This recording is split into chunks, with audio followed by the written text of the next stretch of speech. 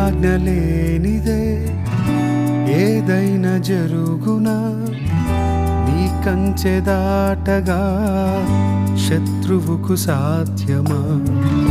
నీ ఆజ్ఞ లేనిదే ఏదైనా జరుగునా, నీ కంచె దాటగా శత్రువుకు సాధ్యమా? మా దేవా నీవే మా తోడుంటే అంతే చాలు.